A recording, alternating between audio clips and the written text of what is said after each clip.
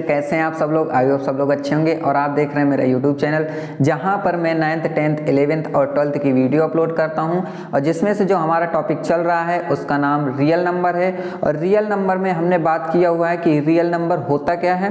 और इससे पहले हमने बताया था आपको कि जो रेशनल नंबर होते हैं, इरेशनल नंबर होते हैं, तो उन्हीं का ही हम मिक्स जो कर देते हैं वही हमारा क्या बन जाता है, रियल नंबर बन जाता है। तो ये सब चीज़ें हम डिस्कस पहले कर चुके हैं। तो अगर आपने नहीं पढ़े हैं तो ये आई टेप बन के आ रहा है, उसमें जाइए, प्लेलिस्ट बनी हुई है, प्लेलिस्ट में वीडियो दी हुई है, तो पहले पुराना लेक्चर देख लीजिए, फिर उसके बाद जो आज पढ़ाने वाला हूँ वो पढ़ेंगे तो बहुत अच्छे समझ में आएगा। तो चलिए स्टार्ट करते हैं। तो देखिए यहाँ पर आज जो हम बात करने वाले हैं उसका नाम है यूक्लिड।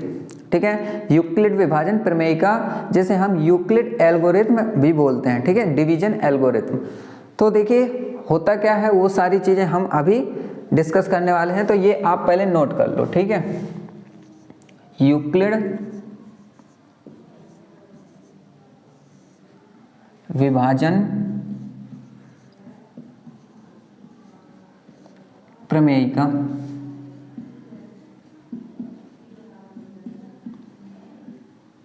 ठीक है, यूक्लिड विभाजन प्रमेय का, इसे बोलते हैं हम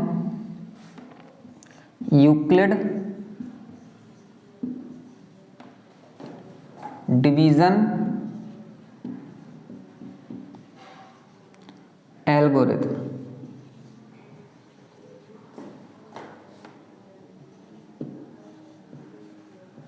ठीक है, ये होता है। ये होता क्या है?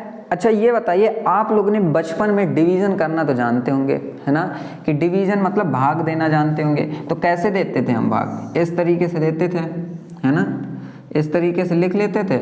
और फिर यहाँ पर जैसे मुझे भाग देना है तो 15 में, अब देखो मैं अगर 15 में 5 का भाग दे दूँ, डिवीजन कर दूँ, तो कितने बार में जाता था?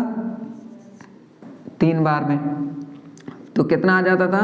यहाँ पर 0 आ जाता था। तो हम कहते थे कि ये क्या है, हमारा शेषफल है ना, ये हमारा शेषफल है। ये क्या है? भागफल। और इसको क्या बोलते थे? भाज्य। और इसको क्या बोलते थे? भाजक। यही सब बोलते थे। ठीक है, तो यहां पर जैसे इसी को ही अगर मैं यहां लिख दूं, ठीक है, क्या? भाज्य बराबर भाजक गुणे भागफल प्लस, इसको ब्रैकेट में लगाकर, शेषफल। शेषफल ये।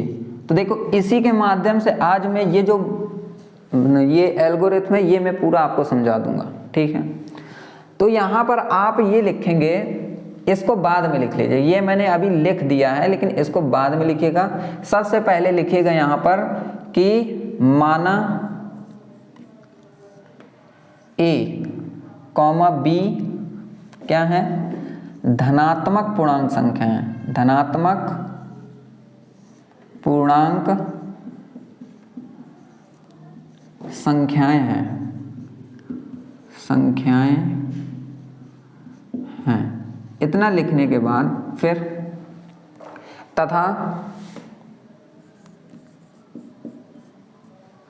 जो बी है, जो बी है वो मेरा बी नहीं ए मान लो। ठीक है, तथा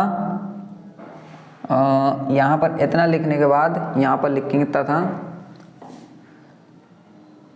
ए भाजक और बी क्या है? भाज्य है। थोड़ी देर के लिए ये सब मान लेते हैं, भाज्य है। इतना कर दिया। और शेषफल, शेषफल आर और भागफल क्यू है। क्या है? क्यू है। तो इनको ना आप छोटे से ऐसे ब्रैकेट में लिख लो, ठीक है, ये इस तरीके से, ताकि आप लोगों को डायरेक्ट नज़र पहुंच जाएगी। यहाँ तक लिखने के बाद अब देखिए मैं क्या करने वाला हूँ कि हमने यहाँ पर a को माना है भाजक, ठीक है, यहाँ पर a को भाज्य मानना पड़ेगा, ठीक है, सॉरी भाज्य मानेंगे यहाँ पर, a को भाज्य और b को भाजक ये मानेंगे, ठीक है, b को भाजक मानेंगे ये चीज़। तो यहाँ पर देखिए a की जगह भाज्य है तो a बराबर भाजक क्या है b है तो b लिख देंगे, गुणा भागफल क्या है मेरा, भागफल मैंने माना है q को तो q लिख देंगे, अब प्लस लगा, शेषफल किसको माना है r को तो r लिख देंगे। तो ये जो हो जाएगा ये एक हमारा इक्वेशन हो जाएगा, और यही इक्वेशन क्या है, यूक्लिड विभाजन प्रमेयिका का इक्वेशन है। बस यहाँ पर एक कंडीशन है कि जो r है, जो मेरा r क्या आता है, यहाँ पर आता है, तो r हमेशा हमारा 0 के बराबर, r 0 के बराबर होता है और 0 से बड़ा भी होता है, ठीक है, और b से हमेशा छोटा होता है। b का मतलब क्या हो गया यहाँ पर कि 5 से हमेशा छोटा होगा, तो ये एक कंडीशन होती है, ठीक है, कि जो शेषफल होगा या तो 0 होगा तो 0 लिख दिया, बराबर, देखो इसका मतलब ये होता है कि या तो r जो होगा वो 0 से बड़ा होगा या फिर ये बराबर होगा। तो देखिए शेषफल हमारा 0 है या फिर 0 से बड़ा भी होता है, लेकिन हमेशा इससे छोटा होगा। 5 से मतलब इसको हम क्या बोलते हैं, इसको भाजक, तो भाजक से हमेशा छोटा होना है। ये चीज़ आपको समझ में आ गई। तो ये एक हमारी क्या हो जाएगी, ये हमारी यूक्लिड विभाजन प्रमेयिका हो जाएगी। तो इसको आप नोट कर सकते हो इस तरीके से इन्वर्टेड कॉमा लगाकर, ठीक है, और इसको आप ऐसे ब्रैकेट में लिख सकते हो। तो ये चीज़ आपको समझ में आ गई। अच्छा आप एक चीज़ बताइए, ठीक है, इतना करने के बाद कि आप लोगों को क्या बोलते हैं, अभाज्य संख्याएं आती हैं कि नहीं आती हैं। अभाज्य संख्याएं हो गई, सह अभाज्य मतलब प्राइम नंबर, को प्राइम नंबर, ये सब चीज़ें आती हैं कि नहीं आती हैं। अगर आती हैं तो आप कमेंट कीजिए, बताइए मुझे कि आती हैं, नहीं आती हैं तो मैं आपको बता देता हूँ। तो ये पहले आप नोट कर लीजिए, इसके बाद मैं कुछ ज़रूरी चीज़ें हैं उनको नोट करा दूँगा और फिर उसके बाद मैं आपको चीज़ें बताऊँगा। तो यहाँ पर पहले सबसे पहले आप ये चीज़ नोट करने के बाद एक चीज़ और नोट कर लीजिए, ठीक है। यहाँ हम इसको काटते हैं, ठीक,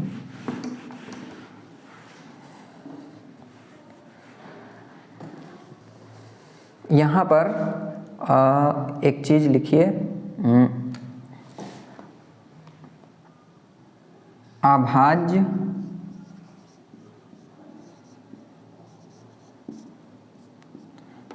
संख्याएं, अभाज्य संख्याएं, इसको नोट कर लीजिए। तो अभाज्य संख्याएं किसे कहते हैं, प्राइम नंबर, प्राइम नंबर्स। जब प्राइम नंबर्स होता क्या है, तो मैं लिख सकता हूं कि वह संख्याएं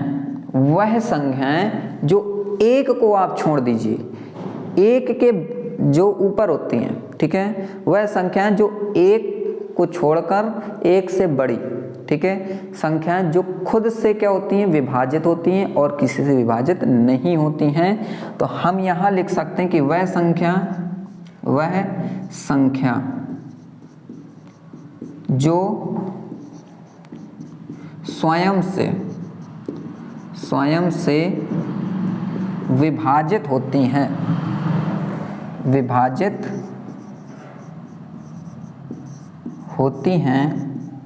होती हैं उसे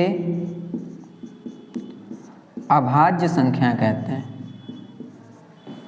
अभाज्य संख्याएं कहते हैं, ठीक है। तो अभाज्य संख्याएं कहते हैं, तो एग्जाम्पल्स में आपको याद भी देखना भी पड़ेगा कि कौन कौन होती हैं। तो सबसे छोटी अभाज्य संख्याएं 2 होती है, फिर 3, फिर 5, फिर 7, फिर 11, फिर 13, फिर ऐसे करके ये चलता जाएगा। तो ये सारी अभाज्य संख्याएं होती हैं जो स्वयं से विभाजित होती हैं, किसी और से विभाजित नहीं होती हैं। तो ये आपका अभाज्य संख्याएं हो गई, प्राइम नंबर हो गया। अब यहाँ पर प्राइम नंबर के बाद थोड़ा सा सह अभाज्य संख्याएं के बारे में पढ़ेंगे। और मैं सोच रहा हूँ सह अभाज्य संख्याएं चलो अभी लिखवा देते हैं, अब बाकी अभी जब कॉन्सेप्ट और दूसरा पढ़ाएंगे तो उसमें यूज होगा।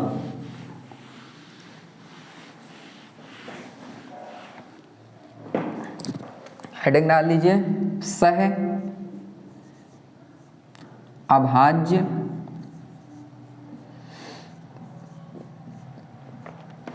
संख्याएं।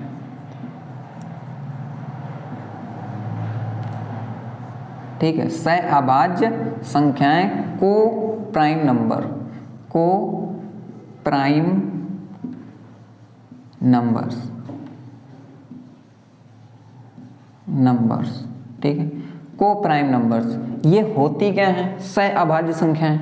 तो देखिए हम ये कह सकते हैं कि जैसे मान लीजिए मैं ऐसे दो नंबर्स ले लूं, ठीक है, ऐसे दो नंबर ले लूं जिनका अगर हम गुणनखंड करें, जिनको हम अलग अलग लिखें तो उनके गुणनखंड में कोई भी एक दूसरे से मैच ना करे, मतलब उसमें सिर्फ दोनों से क्या कॉमन हो? सिर्फ एक ही कॉमन हो, एक नंबर कॉमन हो। कैसे?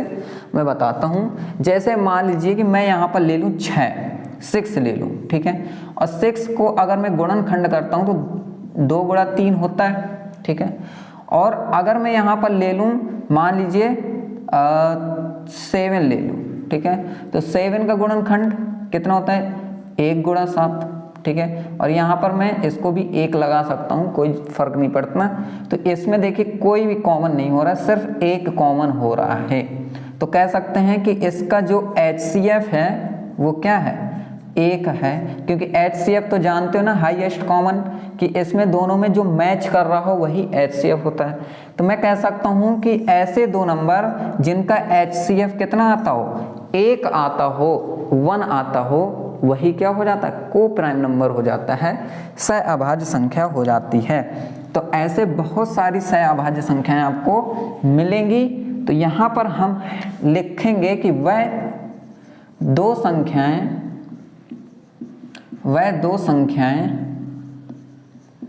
जिनका HCF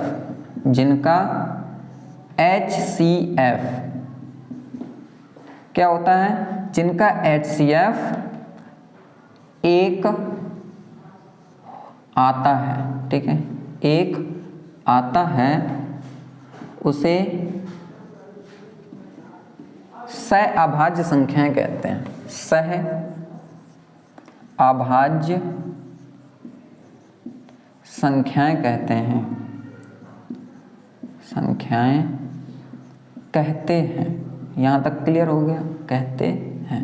एग्जाम्पल के तौर पे आप लिख सकते हो, जैसे मेरे पास यहाँ पर मैं ले लूँ 3,5, ये दो हमारी सह अभाज्य संख्याएं हो जाएंगी।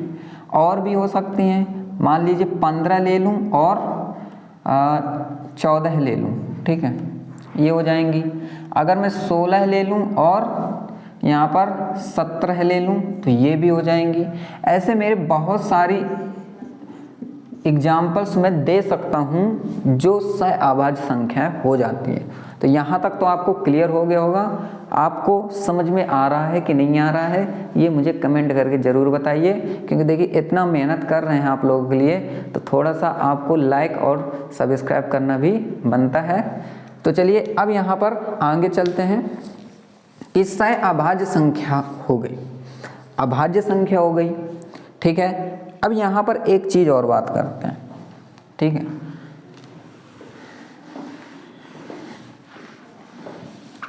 कि अगर मैं यहाँ पर हेडिंग डाल लूँ लघुत्तम समापवर्त, लघुत्तम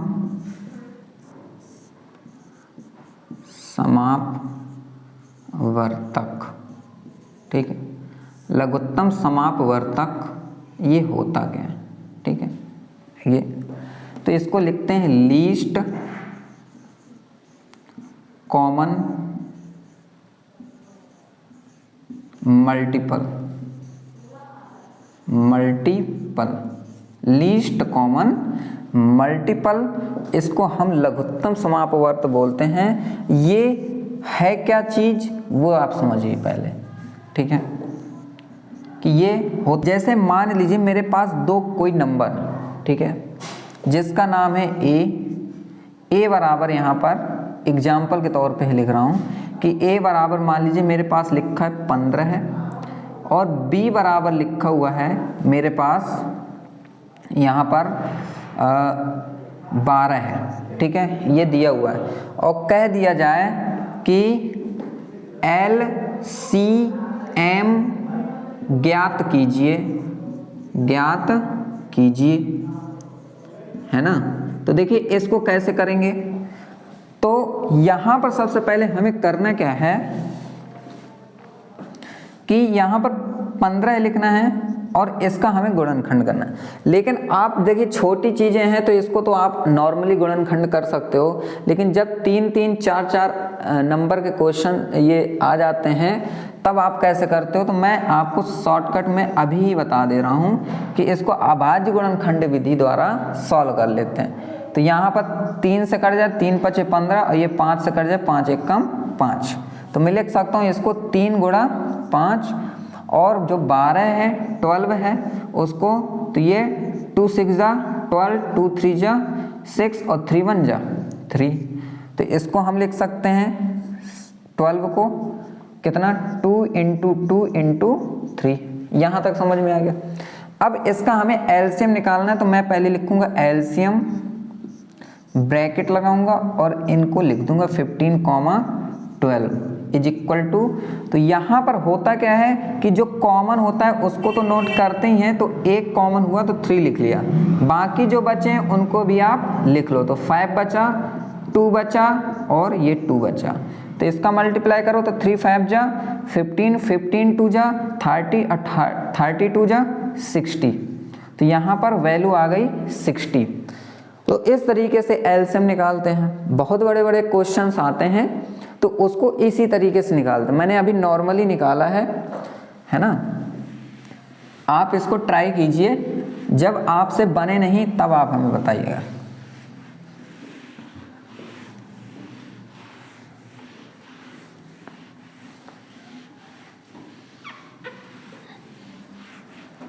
हेडिंग डालिए महत्तम,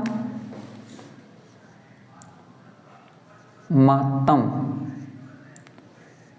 समापवर्तक,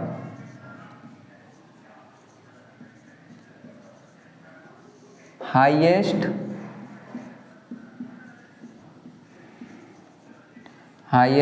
कॉमन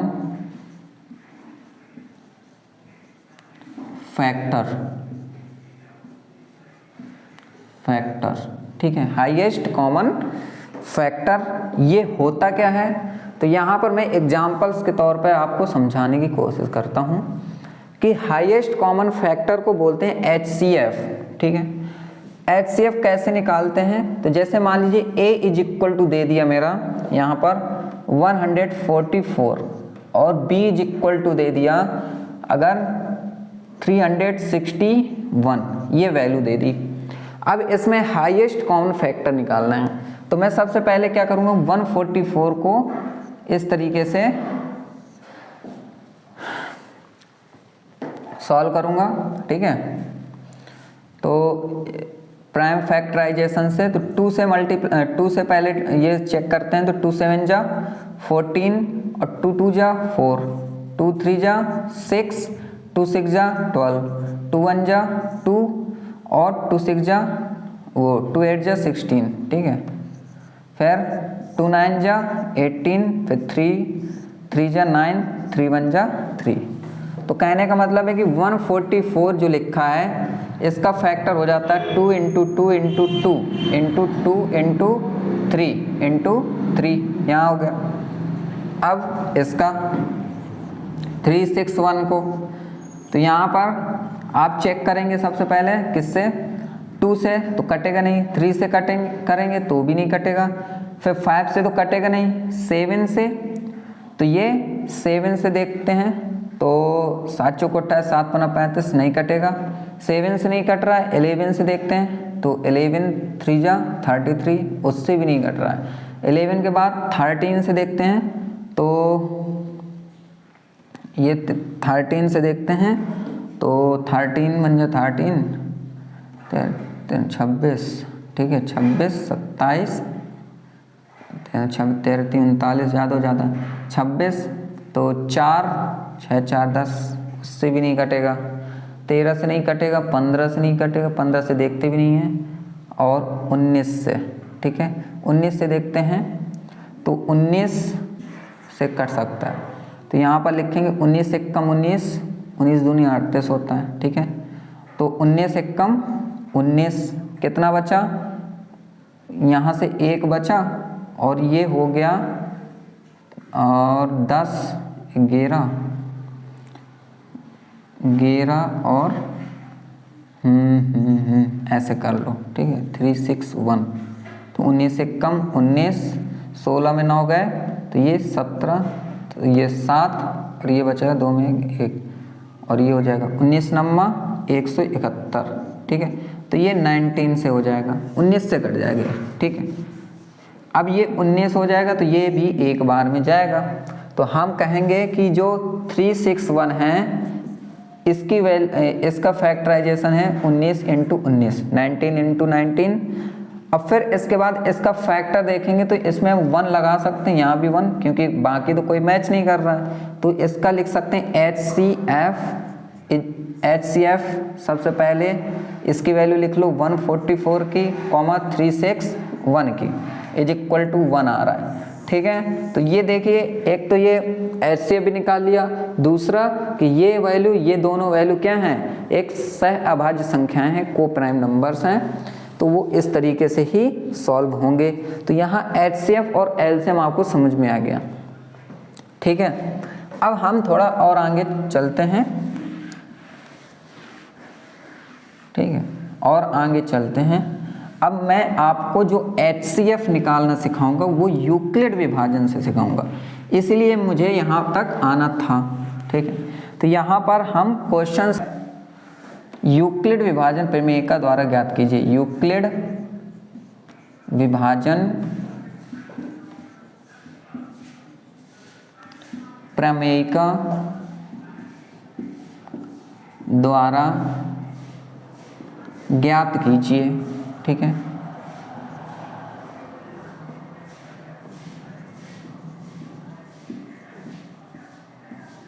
ठीक है, तो देखिए यूक्लिड विभाजन प्रमेयिका द्वारा कैसे ज्ञात करते हैं, मैं आपको बता दूं कि यहाँ पर हम हमेशा ये चीज़ चेक करते हैं कि इसमें से बड़ा कौन है, ठीक है। तो यहाँ पर सबसे पहले लिखते हैं कि इसमें से बड़ा कौन है, तो ये बड़ा है, तो इसको मैं a बराबर मान लेता हूँ 15, क्लियर। फिर छोटे वाले को b मानूंगा 12। अब फिर इसके बाद अब देखिए यहाँ पर करने वाले हैं क्या, कि लिखेंगे कि यूक्लिड विभाजन प्रमेयिका से, ठीक है, प्रमेयिका से। तो यहां पर फॉर्मूला क्या था, A is equal to B into Q plus R था कि नहीं था, यहां तक था। एक सेकेंड रुकिएगा, मैं थोड़ा सा इंक डाल लूं। पर मेरे पास A कितना है 15 है, ठीक है, इज इक्वल टू B कितना है 12 है, Q मेरे पास नहीं है। तो देखिए मुझे Q और R निकालना होता है रफली करके, ठीक है। आप भी कर सकते हो, यहाँ पर 12 लिखेंगे, 15 लिखेंगे, इसको हम कितने बार में जाएगा, तो ये एक ही बार में जाएगा, तो 5 में 2 गया 3। तो कह सकते हैं कि जो Q है वो 1 है और जो R है वो मेरा 3 है। तो मैं यहाँ पर क्या लिख सकता हूँ, यहाँ पर इसको 1 लिख सकता हूँ और यहाँ पर लिख सकता हूँ 3। तो ये हो गया हमारा। अब देखिए इसके बाद फिर लिखेंगे कि यहाँ पर लिखेंगे, इसको इक्वेशन फर्स्ट मान लेते हैं। फिर लिखेंगे यहाँ पर समीकरण 1 में, ठीक है, भागफल है जो, क्या है, भागफल Q, भागफल जो भागफल नहीं, यहाँ पर हम मानेंगे भागफल की जगह जो भाजक है, मैं भाजक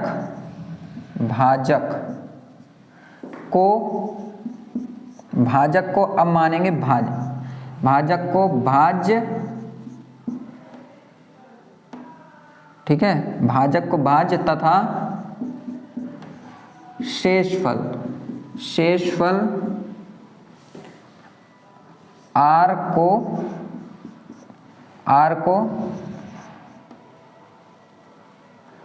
भाजक को भाज्य तथा शेषफल R को भाजक मानने पर,